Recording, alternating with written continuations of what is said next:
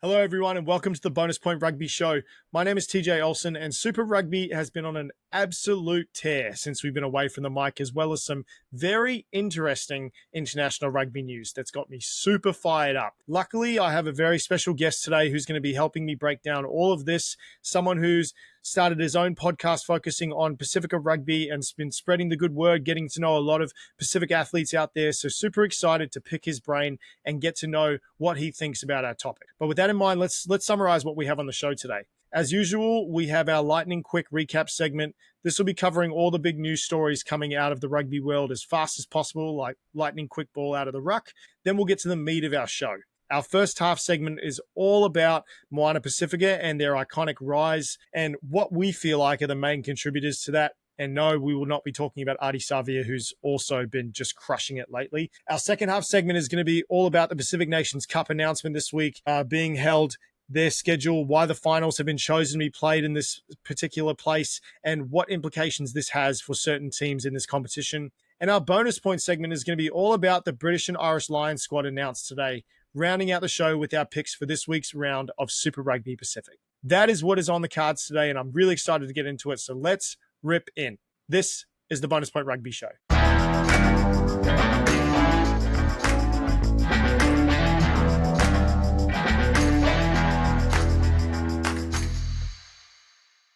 All right, now before we get to our lightning quick recap, we have a very special guest joining us today, and I feel like it's very fitting we have this guy on our podcast because it is a lot of Pacifica topics we have to talk about today. So he is the host of the Dua Moana Pasifika show, podcast show. Please welcome Jeremy Lardner. Welcome to the show, Jeremy. How you doing? Oh, TJ, thank you so much for having me. It's a real privilege to be on here. So I'm just very grateful to have the time on the. Vice versa, man. It's really exciting to have you on the podcast, and we have plenty of stuff to talk about today. But I'm really excited to hear about your thoughts about your podcast, Dua Moana. And can you tell us a little bit about your show and what made you start this? Yeah, thank you. So the Dua Moana podcast it's a rugby podcast, really focusing on the Pacifica sort of side of rugby. So very obviously lately it's been very focused on the Fijian Drua and the and Moana Pasifika, of course. But just anything sort of Pacifica focused. That's what I sort of chat about. But I'm born and raised in Australia, so there's heaps. Any good news happening in the world of Australian rugby, I'm always really keen to shout that out and talk about that. But yeah, I guess the potty sort of started really as something that I wish I had when I was growing up. I don't want to give away my age too much, but sort of grew up well before the podcast age. And but just all the rugby media that was available back then, even though, as it is now, there's a high percentage of Pacifica talent playing within Super Rugby and international rugby, of course. Back then, there weren't too many sort of Pacifica voices discussing that. And that's obviously changed now. But I really just sort of started this podcast as something that still talks about the wider rugby community, but it's also a place for a lot of the Pacifica rugby fans just to look to for Pacifica specific rugby news and discussions, and just a bit of a friendly space for that kind of thing. Yeah, for sure. And you mentioned the wider rugby community, because I've been loving all the shows that you've been having with all the guests, and you've had some pretty big names featured on your podcast. But I also really love the segment you do, the Club Corner segment. Yeah. What was the reason you decided to do that? Because I saw the club out in Des Moines. I've been to that rugby club before. It's beautiful out there. Hawaiian rugby is kind of a bit like little nestled away, and not too many people know that Hawaii rugby is quite big. Yeah. But what gave you the idea to reach out to those clubs and do those types of episodes? It was always part of when I was planning the podcast. It was always something that I wanted to do. It's a great way for me to use the platform to engage with that wider rugby community. But it's also, the Club Corner segment is a real love letter, I think, to just club rugby, just grassroots rugby, where many places where maybe the international game or the elite level of the game isn't doing well, or in many countries perhaps isn't even there. The club level of the game is that the lifeblood of rugby union in so many countries around the world. So I I'm sure a lot of your listeners and that kind of thing. Like I play club rugby.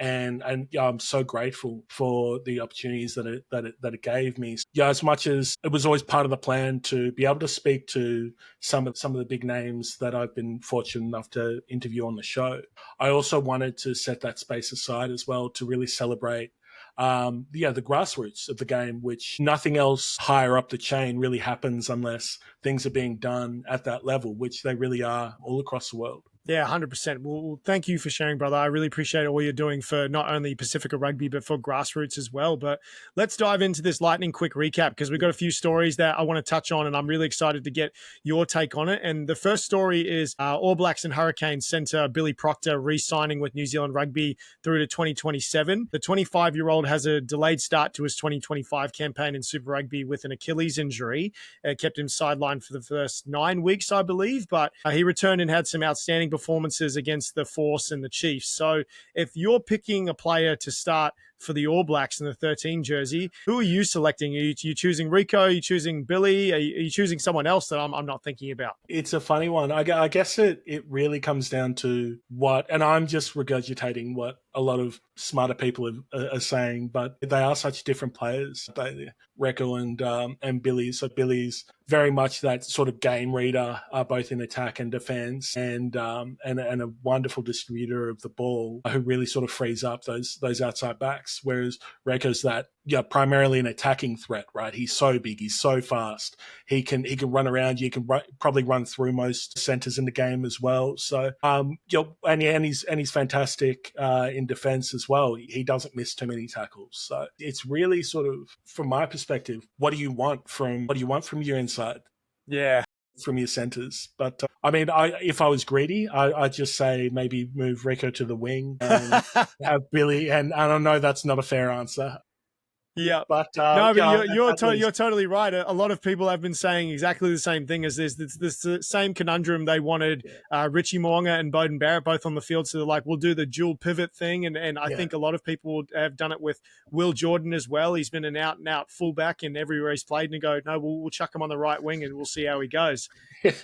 Yeah, I think if there are too many reasons you have to select Billy, although I do really like Rico and what he's provided to the game, I think now's the perfect time to push him into that 13 jersey. But I do agree with you. It does all come down to who you're pairing him with in the centers. If Geordie Barrett's coming back and he's eligible for the All Blacks games, I think that'll be a very interesting pairing. But yeah, I got to see Billy play against Fiji live in his debut down in San Diego. I think he's the second coming. So I'm really excited for that. But second story, we've got a story from you. Which topic have you want to talk about today? Yeah, so really, really exciting news last week in the rugby world was the Wallaroos travelling to Fiji to play the Fijiana in Suva for the first time. First time that those two teams have met in Fiji. And perhaps not the most competitive game of rugby. The visitors, the Wallaroos, came away heavy winners. Well deserved though. They played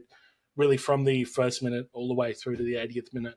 So that was a 43-7 win for the Wallaroos. But I think what was really great about that game, not only the match itself, but also the lead up. The Wallaroos travelled over to Fiji quite early on. They gave themselves a lot of time in Fiji to acclimatise. But while they were there, and I think it's very much in the DNA of that team, they did a lot of community work while they were in Fiji. They were visiting schools, visiting villages, really taking that time out, that really valuable preparation time out to immerse themselves and sort of just do a lot of those that extra work, that extra piece that I know was so important to the people who were able to come into contact with that team. A lot of their training sessions were just done sort of on an open oval, which was sort of free view to the public. So they made themselves accessible for the whole time there. I know that Rugby Australia themselves, Phil Waugh and a few more of his higher-ups from Rugby Australia spent time in Fiji as well. So they travelled over, met with the Prime Minister and just sort of discussed the place that, I guess, the sort of fairly unique place that rugby union has in the partnership between the two countries, Australia and Fiji. So it was just really positive, I think, from go to finish. From the moment they touched down, the Wallaroos really sort of didn't put a foot wrong. They were fantastic guests. Obviously played a fantastic match, and it was just a fantastic occasion. And, while I would have loved to have seen Fijiana sort of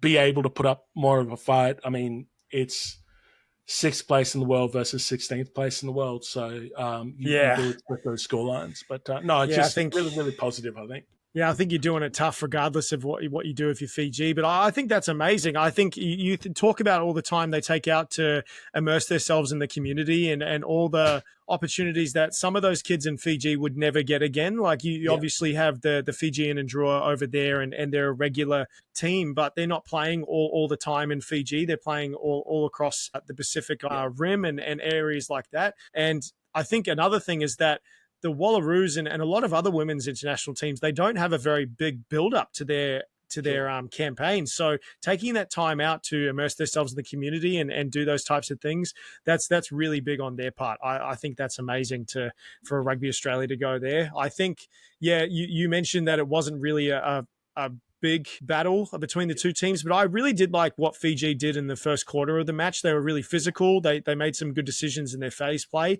but I think their discipline and their defensive structure, just reaction time, just really let them down. So I'm thinking that the Wallaroos, they got a lot out of this game from their gameplay as well. I think you got to see Maya Stewart and Tarita lost to injury, but you got to see Charlotte Caslick in her debut and she got some great time. You get to now see her in a starting role this weekend against the Black Ferns. And a quick shout out to Eva Kapani as well, just running it from the back fence. Nothing. Loved it so much. Oh. Yeah, I think what I'm looking forward to the most is that you've got a Caitlin Volacolo and the young superstar Braxton Sorensen McGee from the Black Ferns. They're both going up against Charlotte Caslick on the right wing. So I think that's going to be outstanding to watch. Some of the best women's rugby players to suit up. That'll be awesome. But okay, cool. Well, the last story that we have that we want to talk about today is the Super Rugby Pacific could potentially expand to the west coast of the United States. Reports have been revealed that World Rugby Chairman Brett Robinson and CEO Alan Gilpin met with officials in LA about the proposal, and New Zealand Rugby CEO Mark Robinson also confirmed discussions were taking place and they were very open-minded to seeing whether any US involvement in Super Rugby could work. So I have pretty reserved and mixed feelings about this decision on Super Rugby's behalf, but I want to hear your opinion. What do you think about this, if this could potentially go ahead? I think if they can make it work, it's great. I think the US is probably one of the more realistic sort of next growth markets for the game. Whether that happens through Super Rugby or through some other competition, they're probably ready for another step for those players. They've got obviously really vibrant club scene. They've got the MLR as well, which those players feed into, and then maybe they probably do need that next tier just to sit in between the MLR and the international game, just so the players coming into that Eagles space are a little bit more battle hardened. Yeah, it's just logistics, really, isn't it? I mean, there's every reason to do it. The only reasons not to do it are probably the travel time. I mean, even people traveling to Perth and Fiji, that takes a real toll, doesn't it? And then, well, even if they base them in Hawaii, that's a 9-hour flight. And Hawaii, I mean, there's logistical issues there as well. So I'd love to see it happen, but just whether or not they can make it work, I'm really interested to see the ideas that they've got floating around there. Yeah, I agree. I definitely think there is a potential for an upside. Like you'd be stupid to not think that there is an upside. I think especially with how big and sports crazy the US is and basing it on the West Coast, it is. But me personally, I think it's the wrong move from Super Rugby, just based on, I think, from recent events. Like I think if you're thinking about this in 5 to 10 years, then maybe to kind of capitalize on the 2031 World Cup or something like that. But I think you've got an issue. Like you mentioned the MLR, it is basically a competition that is in between Shoot Shield and Super Rugby / NPC. It's kind of in between that area. But I think we just lost the Melbourne Rebels from financial hardship. I think that's one thing that we should avoid chopping and changing and adding another team in now. You mentioned the time zones as well. I think if we're looking to add a team, potentially maybe adding in like a South African team or even a Japanese team that could jump in. And I think just the travel costs is my biggest issue. I think you've seen numerous stories about Fiji struggling with travel and costs to compete in the competition. And the last place you want to be is in sitting there and going, Fiji have now left the competition because they can't afford to remain in it because they have to make these big travels, whether they're able to find sponsors or there's like, I guess, profit sharing margins within the system. I think what we need to do is just focus on growing the game, because at the moment I feel like the product is really strong right now. And I think we should capitalize on that and just let the MLR do its thing. And then maybe we could have like a joint tournament, like a European championship or something like that includes certain teams. But yeah, it's very tempting to look at it and go, oh, it'd be awesome to have like a Super Rugby team come from LA or Hawaii or something like that. Oh, it'd be awesome. Okay, well, that's it for our lightning quick rugby segment. So let's dive into our first half segment and let's chat all about Moana Pasifika. They have skyrocketed into playoff contention during the season. So before we dive into that topic, I want to get a pulse on what you think Super Rugby is looking like as a whole, because personally, I love Super Rugby and how it's looking at the moment. I love what they're doing with the fantasy. I love what they're doing with the tipping comp. I love the competitiveness.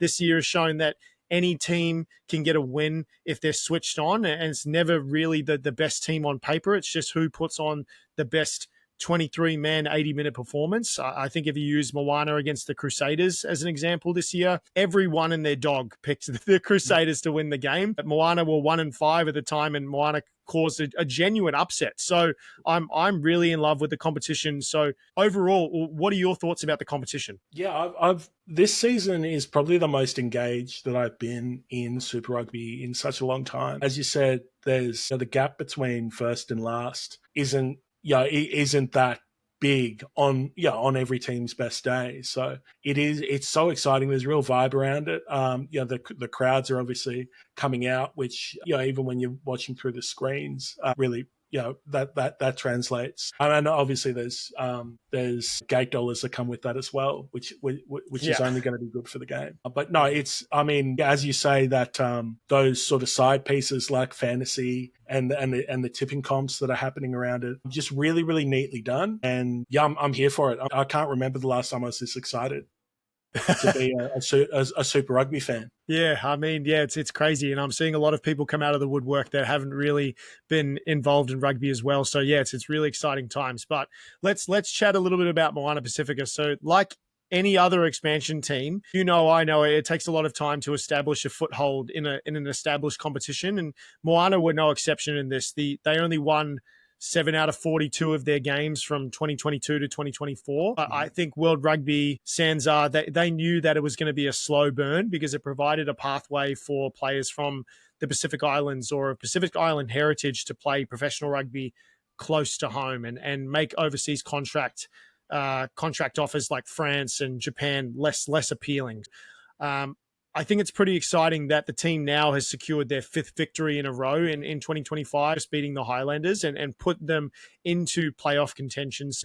I think what I want to do is I want to break down the points I feel like are the main contributors and then get your thoughts on what's really been going on. So the team has made significant signings in the offseason through their own recruiting and capitalizing on the Melbourne Rebels collapse. We'll go into the Adi Savia effect, and we'll go into the Poni Falmasilas and the Jackson Garden Baships and all those guys.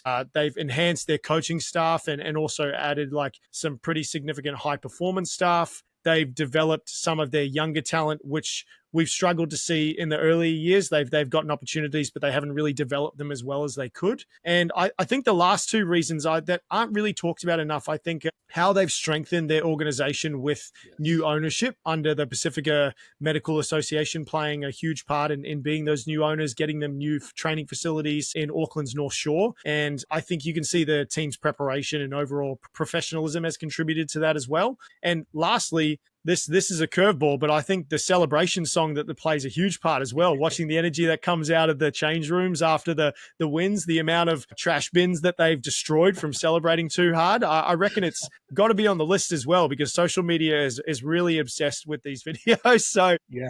I think those are all the key pieces that have led to this meteoric success this season. So I want to hear your thoughts about what you feel like is the main contributor. Like, what's that big point that you just can't steer away from that says that's the reason why they've been so successful? Yeah, I think I mean everything that you just touched on there. I think obviously Artie coming in, yeah, everyone that you speak to from that organization, from the front office through to the playing squad, they all talk about, not just, he's an incredible player, that goes without saying, but the leadership that he brings off the field, the time that he puts in off the field just to sort of help those around him. I think that you can't sort of put enough of a value on that. But just some of the other signings as well, like you touched on Jackson there, and Pat Pellegrini's come in as well. They just got depth in a lot of key positions that maybe they've been building towards since their inception. And now I think with that, with not only depth, but it's experience depth as well. Like you're swapping out experienced guys for experienced guys, and the newer guys in the squad, or less experienced guys in the squad, they build off that and they thrive on that. So I think it's a culmination of a lot of hard work from a lot of those guys, especially those guys who've been there from the start or for a few years, and they've just been waiting for this. And those last few pieces of the puzzle have come in. At least from the playing squad standpoint, but as you said, the wider coaching team and the high performance staff have been not upgraded, but sort of growing and developing each year. I've seen Selela Mapusua come in as attacking coach this year, and I mean the attack looks good, right? It looks outstanding. It looks yeah.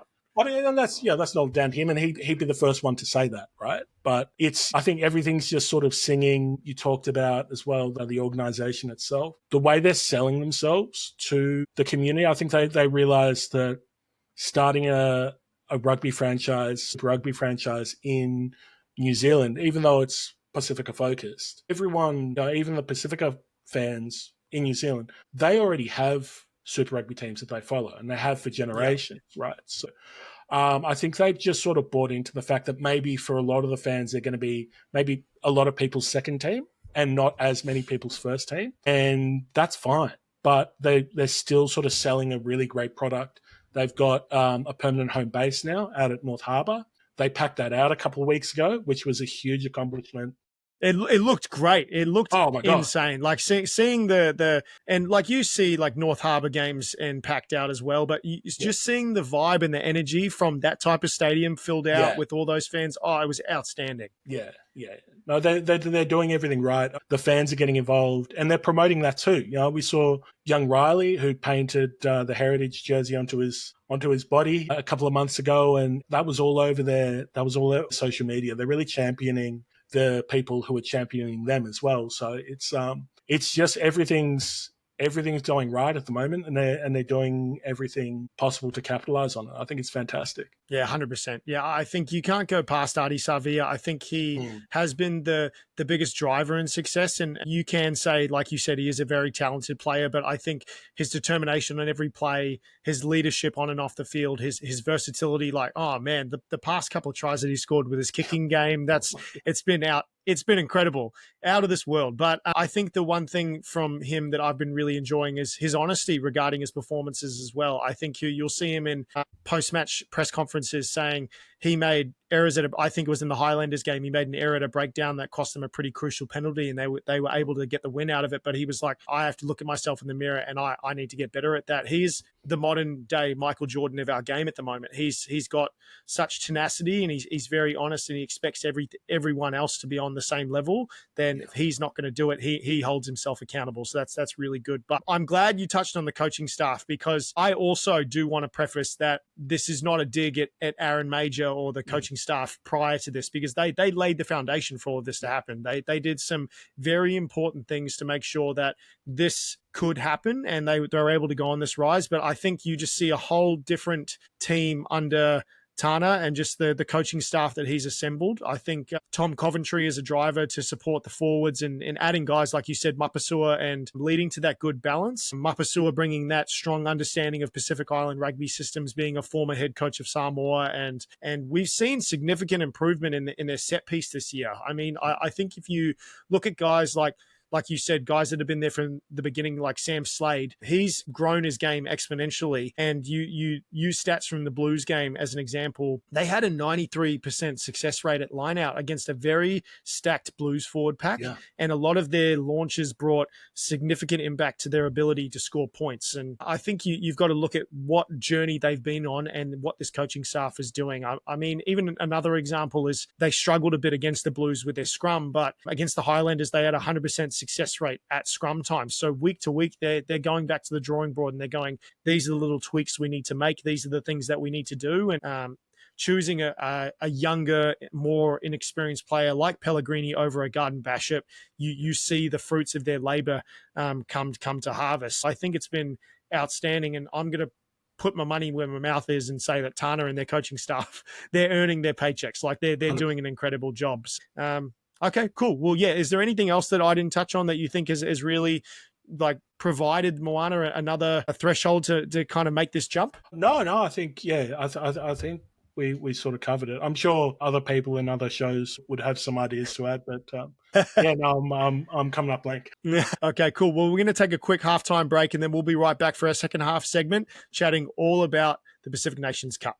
Be right back. Okay, let's dive into our second half segment that's going to be all about the Pacific Nations Cup. It was announced this week that the PNC finals are being held in the US for the first time due to several strategic reasons aimed at enhancing the growth and visibility of rugby in North America. World Rugby has identified that the US as a pivotal market in the sport's global expansion. Think this is the first step to engage American audiences and build momentum for future events like the Men's World Cup in 2031 and the Women's World Cup in 2033. So we'll see matches kick off in Canada, Tonga, and a couple of games will be in Fiji, New Zealand, and then bring it to US in Sacramento, which I think is a great decision. Then semifinals to be held in Denver, with the tournament rounding out the finals in Utah. So, Jeremy, I'd love to hear your thoughts about this tournament schedule, its locations for the finals, all that type of stuff. What did you think when you first saw this schedule come out? Yeah, I mean, I guess it's a continuation of last year where they had a lot of the finals played in Japan. I get it. I mean, and to be fair, this competition is so heavily supported and subsidized by World Rugby. So, where they want to hold matches is really, I mean, it's up to them. I think it's great. Look, growing the game in America is a good thing, as we touched on before, and this is a great way to do it. International rugby is really the real selling point, the crown jewel for our game that a lot of other sports don't really have. Certainly over in America, a lot of their major sports, the Americans really they'll win a domestic comp and be the world champs kind of thing. So showcasing not legitimate, but really high class international rugby is a great way to sell the games to potential fans and casual fans. Yeah, no, 100%. I think the US are definitely not going to be the team that are in the finals or even close to qualifying. I think they're going to be in that sixth spot that's going to be going to that next round South American qualifier. But I think it's a great idea to grow the game in the US. I think they can capitalize on the traction that the MLR is getting to grow the game here. I think they've also chosen cities really well for these games. I think all three of these cities have a really strong rugby community, and not just a rugby community, they have a huge Pacific Island population. And it shows that World Rugby is serious about growing this game here in the US while also getting the help to build the World Cup traction. So I think the one that really kind of spoke out to me was Sacramento. I think you look at the previous professional competition before the MLR, Sacramento had a team based there, and I think they have a huge rugby following there. I remember going to a US, I can't even remember who they were playing. It was US was playing someone, but I went into this, and this is my first experience at seeing international rugby in the US. The amount of fans that were there, I was sitting there going, I had no idea all these people even knew what rugby was. Like it was amazing. So seeing that, it really gives me a lot of I guess hope for what we're trying to do in the US here and really get some opportunity to grow just Pacific rugby in general and also rugby in the US. But looking at the schedule, is there any particular matchup that you're really looking forward to the most? Yeah, I mean, I'm really excited to see Fiji take on Moana Samoa in Rotorua in New Zealand. I think it was initially slated for Samoa, and then maybe there was some logistical stuff that made it a bit more feasible to play it in Rotorua. But I think that's going to be fantastic. It's as all places in New Zealand are, Rotorua's a real rugby town, and I'm sure that match will be really, really well supported. Yeah, 100%. I think the game against Fiji and Tonga, I think, is going to be a close second for me. I would obviously love the Tonga Samoa matches. Like, they're always epic. Like, that's always the great game that I love watching. But I think the Fiji Tonga one, I think with a lot of the talent that has come out of Moana Pasifika and a few of the other places that we're going to be pulling players from for the Tongan squad, I'm really excited to see that matchup. So that'll be really good. Okay, awesome. Well, I'm really hoping that the pre-sale doesn't screw me and I'm able to get tickets to go over to Utah, because I really would love that. And I guess I'll take a close second and go to Colorado, and just, I guess it doesn't really matter. I'm going to freeze my ass off in both places, but it'll be awesome. But yeah, if anybody is interested, go check out the pre-sale. I think they're going on sale on the 14th. So that'll be really interesting to watch. But our bonus point segment today, I'm really excited to chat about this with you because it just happened today. We had the announcement of the British and Irish Lions 38-man squad for their tour of Australia. So before I even get to any of this stuff, are you slated to go to any of these games? Are you going to try and go watch them? I haven't got tickets to any of the tests, but I'm based in Canberra, and we've got tickets to go to see the Brumbies. Hopefully, roll the Lions in at GR. Oh man. Was it Matt Giddo or someone that was like, I think they were talking about the World Cup coming up, and he was just destroying the media about how they didn't get a game in Canberra. I thought that was a big fumble. Yeah, it's wild. I mean, and World Rugby came out and made some, in a way, valid points about the age of the stadium. I mean, you're playing matches in places like Townsville and Newcastle, which, I mean, they're great areas and they're good people there. But if you're going to play games there and multiple matches there, just chuck the capital one or two. maybe give them just one game. Oh, come on. Jeez. All right. They're probably just capitalizing on all the drinking that goes on in Townsville, because there's so they'll make a lot of money up there. That's how it goes. Okay, awesome. Well, Andy Farrell, he did not disappoint with this squad. I think you've got captain Maro Itoje making him the first English captain in 24 years. And I think the national split, Ireland has got 15 players, England 13 players, Scotland has 8 players, and not surprising, Wales only has 2 players in the squad because they've been terrible in the previous Six Nations. But the thing that I really enjoyed is that 26 players are set to make their Lions debut, and there have been some very surprising selections within this squad. Notable inclusions being Henry Pollock, who had an outstanding performance over the weekend for Northampton Saints. He's really young player and really exciting. Finn Russell and Marcus Smith being named, as opposed to names like Owen Farrell, George Ford, and Jamie George. So when you look at this squad announcement, what are your thoughts on the squad? Are you liking it, or are you seeing that a few people have missed out that should be in there? Yeah, it's a kind of thing where anyone, like, there's always going to be players who deserve to go who just can't get on the plane, right? But I think one thing that sort of the squad as a whole sort of speaks to is you can tell, at least, there's some clues there as to what kind of a team, what kind of an approach Andy Farrell is looking to build to send out against the Wallabies. And there's some, so for example, the captain, Maro, is hugely, this will be his third Lions campaign, I think. So he's hugely experienced. But I think he's got the temperament that speaks to what kind of a confrontational team this Lions squad could be. He is a wartime leader, I think. He's got a bit of a chip on his shoulder. I think back to, was it 20, were they out here, England were out here in 2016, was it, when they whitewashed the Wallabies? Yeah, I think it was, yeah. Yeah, I just think the image that sticks in my mind from whenever I hear about Maro Itoje is the first scrum of that first test where the Wallabies has crumbled and Mara was in the faces of the Wallabies. You know, they were resetting and Mara's in the face of those Wallabies forwards, like clapping his hands in front of the we're going to do it again and again and again. And I hate that as a Wallabies fan. But I like that. I like that fire. I mean, you've got Sione as well coming out of Scotland, who's got probably round 2 to go with Joey Sueli, and that's good. Like you want, I think that's a good way for a touring side and a Lions side specifically to approach matches with the Wallabies. And I'm excited to see how the Wallabies stand up to it because there are some real enforcers in that Wallabies.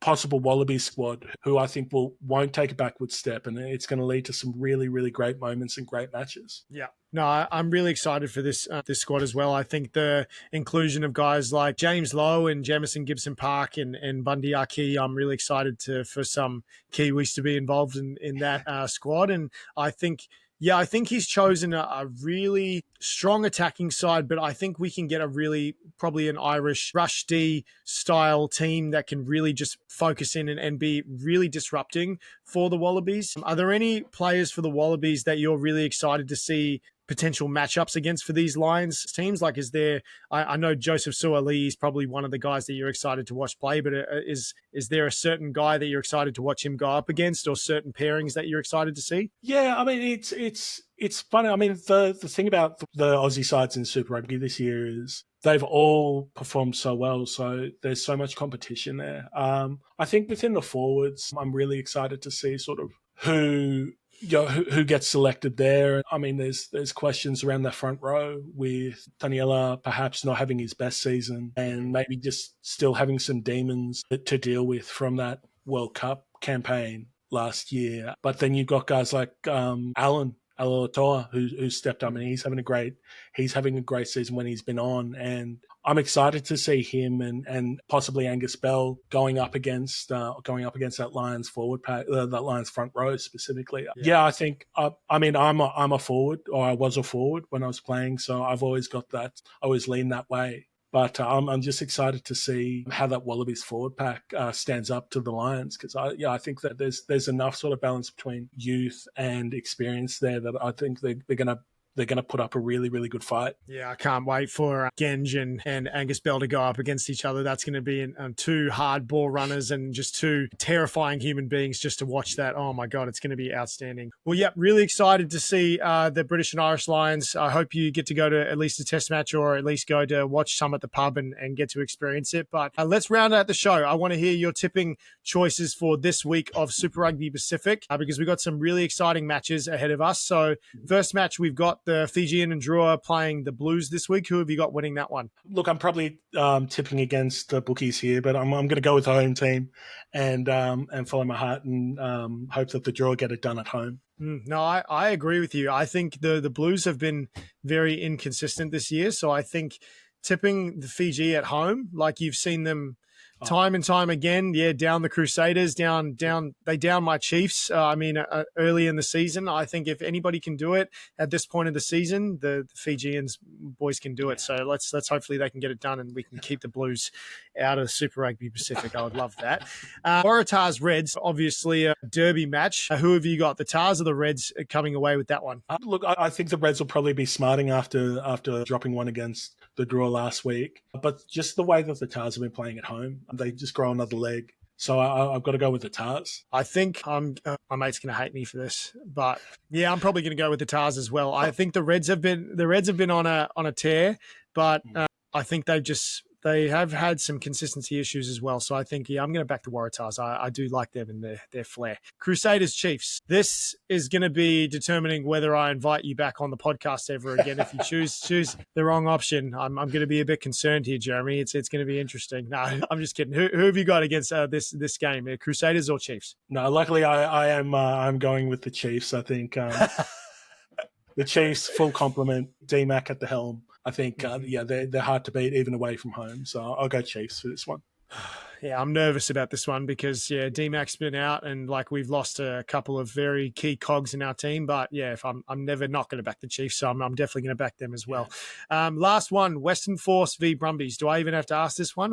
You're obviously going to back your home team. Yeah, I'll go Brumbies. Again, the Force are so strong at home, but I think the Brumbies have got it in them. They'll win this one. Yeah.